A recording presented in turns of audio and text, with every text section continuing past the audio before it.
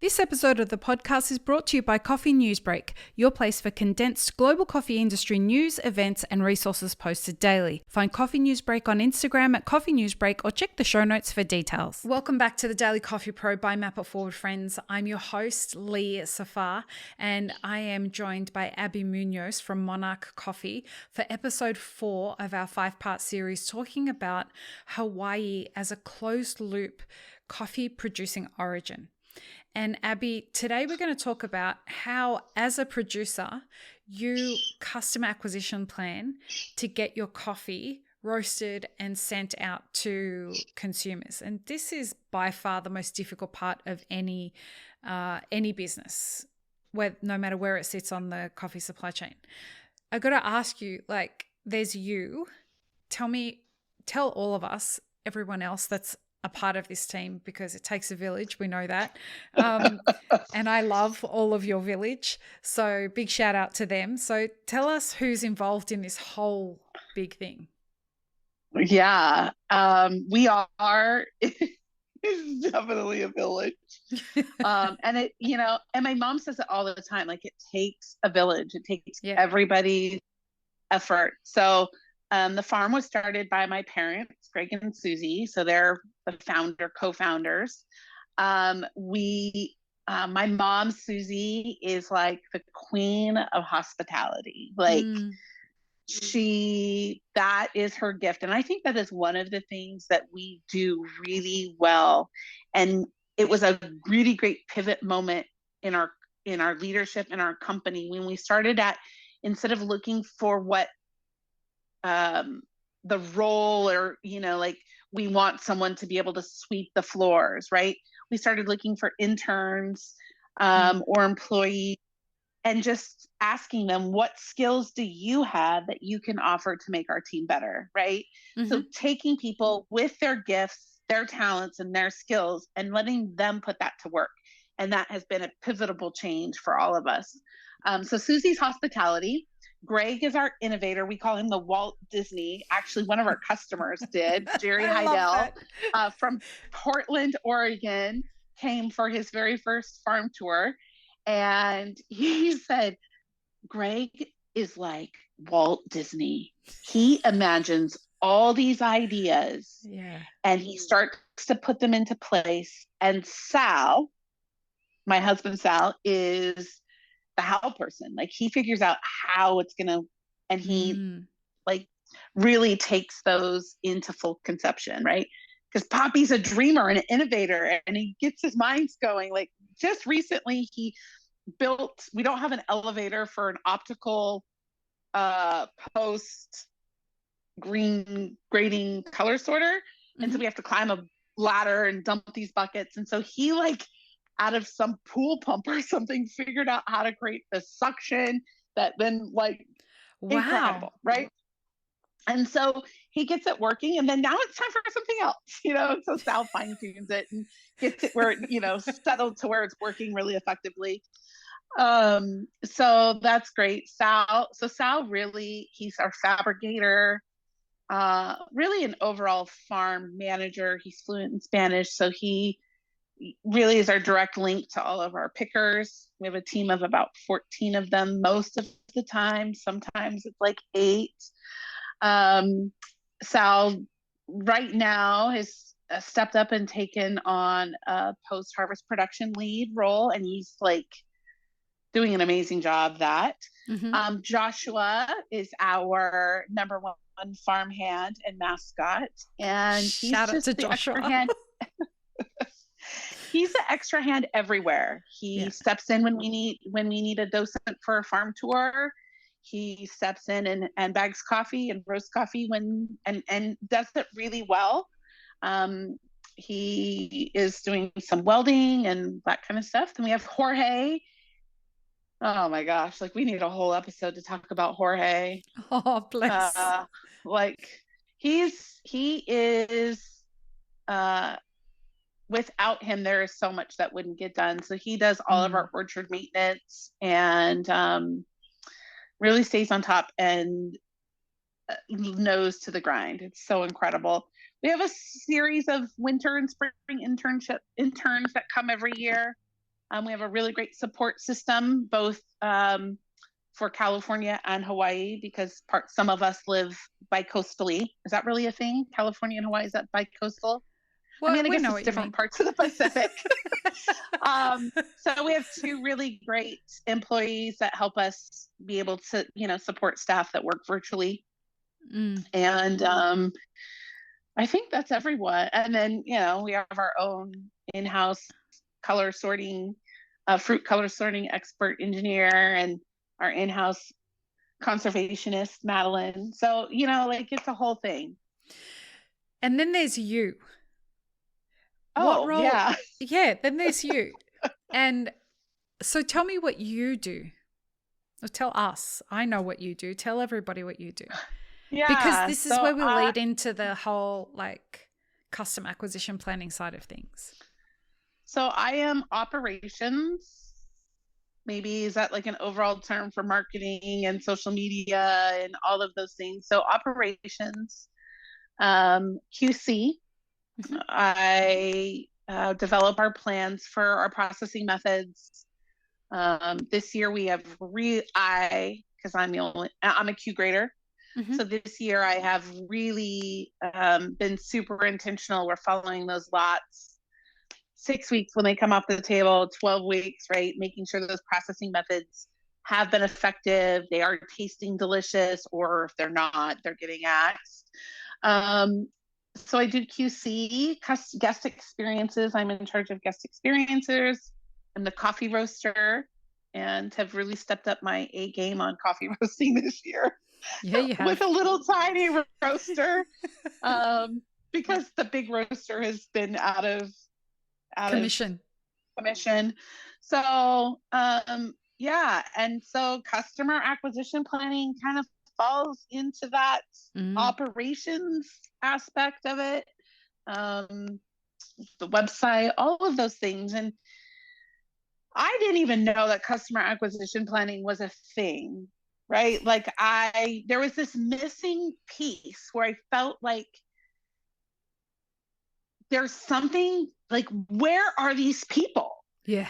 And I felt, and I was starting to you get to a point where we had really great growth and we're really proud of where we have gone, but that's going to only take us so far. And our cost of production just was growing, right? We're growing our team, our needs have changed.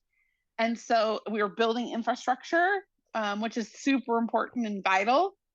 So I said, let's pump our brakes on infrastructure and let's figure out who these people are. And what I discovered, I was listening to one of your podcasts. What I discovered was I was literally, I had this huge buffet, just like you'd go to a casino. And I was serving prime rib and filet mignon and beef Wellington at my salad buffet, but I was charging people for ham sandwiches is how it feels like, right? But everybody was coming for the beef Wellington and the prime rib. And I had to figure out something different. And so I heard your podcast and I was like, okay. So I will say I honestly didn't even know that customer acquisition planning was a thing. And now you're sick of hearing about it because it's all fucking go on about, isn't it? Because it's no, I'm not. It's the secret sauce. It's the secret sauce in every business. And while there hasn't been this I guess really there has been kind of an explosion for us. Yeah. Right. We always want. Right. It's hard work. But it's hard work. And it's every day. Right. The customer acquisition planning is not something that I can do the beginning of a quarter and wait till the quarter's over. You're constantly watering it and tweaking it. And the number one thing that I am most surprised about in our work together and this customer acquisition plan, number one, the clarity. I really did not realize that I really had who I thought were my customers weren't my customers. And now that we're exploring and we've kind of figured out who our customers are, I'm realized that even that's changing already. And I mean, Yeah. what, we've been doing this for 6 months, 9 Right. months. You know, and what's really interesting about that is the landscape of everything is changing right now. Would you agree? Like the world Oh, is in such, it's so like discombobulated.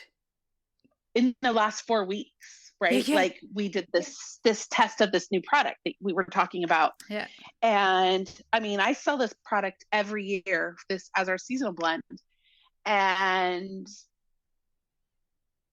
I was, when you said, I want you to try something and let's just test it. And I mean, and the results and the clarity that came with yeah. it, I know that's what you keep saying. And my family's probably so over me saying clarity and conspiring to success. But But it's the truth, bizarre. It's it's truth. wild. It really is. It's wild when you get that clarity. You're like, why didn't I see this earlier? Like, and Yeah, honestly, when I said it to you, we were both convinced that we might be wrong. Like we were. we didn't Yeah, know if it was going to work. Like customer acquisition planning isn't about like, oh, I've got all the answers. It's about like testing and trying, and then we test this thing and we're like, oh shit, like this whole inflation thing that's going on, people are so much more price sensitive than definitely I can only speak from what I took from it. I was so surprised at how price me sensitive too. people are. 100%. The price sensitivity was the biggest, and I'm literally, it has been the last 4 weeks. We are seeing that shift for our guests coming onto the farm. Every guest comes to the farm. We could see our, what do we call those, KPIs? And Yep. we see this farm tour guest comes, they leave with a gesha, they leave with a pacamara, they leave with a mug, and they leave with A t-shirt, I don't maybe. know, another roast. No, usually another roasted coffee or like Oh a wow. tasting box to give to a friend. Apparel is we go through phases for apparel, and now people are not as quick to pull. They're either they're really choosing the favorite child. I know we're not supposed to have favorite children, but the gesha is a favorite child. I'm not talking about Madeline, Jacob, or Joshua. I'm talking about the gesha. I love it. She is my favorite child, or they, her, whatever it is. Whatever Right? gender Like, you want. whatever. It's so beautiful. And so people, but they're not going with both. Right. So we're shifting gears and we're creating experiences, just smaller experiences where they could have the taste of Monarch together in a box. Or right now we're starting to offer 4-ounce sizes and 8-ounce sizes, but not a 16. Like doing what we can to be able to give us, you still have the ability to take home that everybody wants something, that special, unique coffee, and that's the coffee. And so the customer acquisition plan, like I'm really looking forward to the next quarter and the planning of 2023 when you and I lock ourselves into a dark room, like with way headphones and so much junk food, I hope. And we just plan the hell out of next year and that's what we're going to do. And it's wild. And we're going to be, and that has been, and this year, thanks to your help, thanks to our team, the whole team has been fantastic. Everybody has stepped up. Like my mom has worked harder than she has ever worked before. Our cost of production we've really gotten a handle on it and really been able to understand it better. And even with our drop in yield a little bit because of the coffee leaf rust and this climate situation that we're all in, because the volcano is active and that's a real thing right now. So that's wild. I know. My mom, I mean, she tour after tour after tour. She's been willing to learn how to master a pour over. So we do a side-by-side tasting of the gesha and pacamara, or a 3-way tasting flight of the 3 Geisha processes. And she's not a barista. She like the woman's, she, bless her heart, started as a Cafe Vienna drinker. Bless her Right. And heart. then Shout moved, out to I mean, Susie.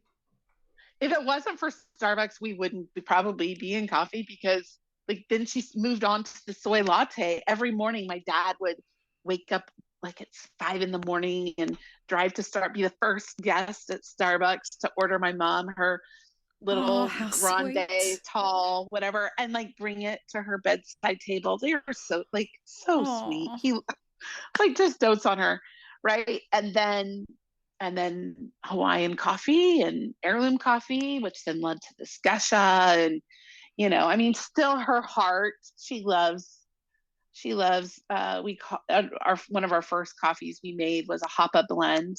Hapa in Hawaiian means like half or mix. And so mhm. Hawaiians, like, they like to mix brown rice and white rice. So like, there's hapa Mhm. rice, and so Hapa and Christmas House are her 2 favorite coffees ever, ever, ever. And right, but then now she's exploring what a really delicious natural Pacamara is like. Wow. And she's like, okay. But now I'm like, hey, Mom, what happens when we blend? Let me show you this. So that I've been blending a washed Gesha and a washed Pacamara for her, post roast, grinding it. And oh my gosh, it, like, honestly, it is so delicious. Like, Wow. something about the Pacamara, like, you get the complexity from that the Pacamara brings, right? Because like our Pacamara tastes like this roast that's really been developed, but not too developed, but that perfect development. And the Gesha is just beautifully light roasted, right? So Mm. it's like that 13%. And so I feel like you get this complexity from the Pacamara, and you get this brightness and acidity and this fruitiness from the Gesha. Like, it all just like goes so good together. Wow. And so now she's like, I really like the Pacamara. It's like so good, right? Yeah. And now she's learning how to do that. And so, because of us being really mindful um, of what it costs to bring on and expand our team, and how sometimes bringing and growing our team isn't actually the best for our team. That is a huge lesson that we learned this year, right? Wouldn't you Mhm. agree? And 100%. right, and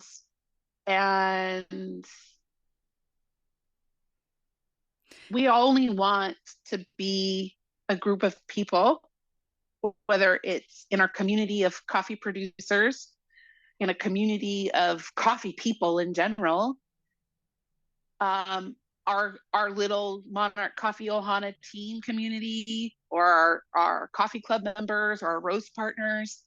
We are about building other people up, right? And Mm. we only want people Who who contribute to want to that. who contribute that, who want to play part of that, right? Who get excited about seeing other people's successes. And if you can't fall into that, if you can't step into that realm, we Well, the have no whole place thing for you. falls like, well, because the whole thing is built on the values of clarity and, conspiring to each other's success and integrity and, building real Connectedness. shit, connectedness, like all Yeah. of these things. And so anyone who isn't able to be a part of that can't be a part of Monarch. That's the whole Yeah. point of understanding the fundamentals of your business, because it really does become the guiding light that helps you make every decision that needs to be made. Yeah. And it's funny, before doing the customer acquisition plan, first of all, I didn't even know that those fundamentals were part of customer acquisition planning, right?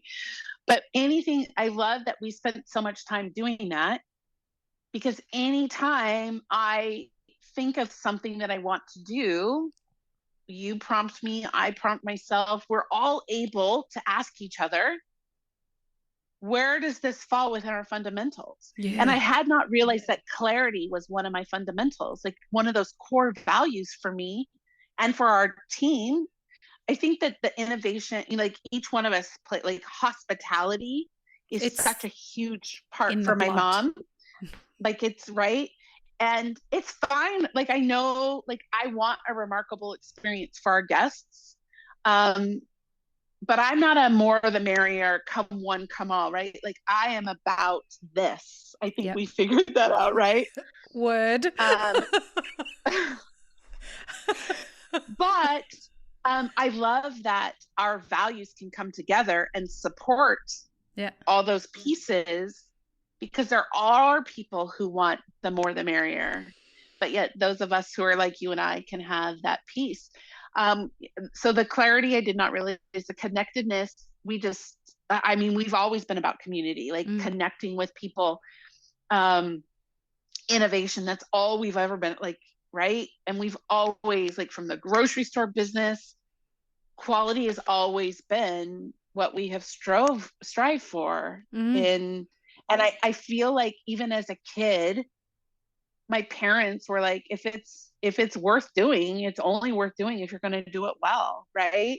Like I can remember that. And so, I have some big shoes to fill. Like, my gosh, Poppy has been so incredibly successful in all the things in his life, and how far we've taken Monarch Coffee or that he has, and now Sal and I have joined in, and I have to remind myself every day. I think another colleague, and I don't know anyway, she shared with me, she said, Abby, and I was kind of in a rough time and just feeling super deflated because one year we win, and then the next year we're like stuck in like COVID. We're not even on the scoreboard. Yeah. Right. Wow. Like our coffee was, what the heck happened? And she said, Abby, you have to remember that you guys have accomplished more in your short time of being in the coffee industry than many producers. It's like more success than any producers will face in, like, it'll take them 10 or 15 years to get to have those success markers. And that was a huge reality moment for me, where it was like, okay. And it's hard to not define yourself by the awards as a winner, by the awards, right? Yeah, and the accolades. I totally get it. And I don't know, I long time ago, before that 2018 competition, I'd written a post in our newsletter or something, and I wish I had kept it, because my newsletters, for whatever reason back then, didn't get saved. And it was like, okay, we're gearing up for the competition. And I had this reality that was like, it's funny how when you're winning, everything is right. The rules are 100%. It's fair. The bench is full. Where this is all going. The players. And when you lose, I'm going to say that F word. My mom's going to be so mad at me. Fuck it, right? Like, the judges don't fucking know anything. I'm so sorry. Such a bad word. They don't know anything. It was rigged. It was, somebody tainted my coffee. It is so hard. We call it the dark side. It's so hard not to fall on the dark side. And then to allow that to define your successes.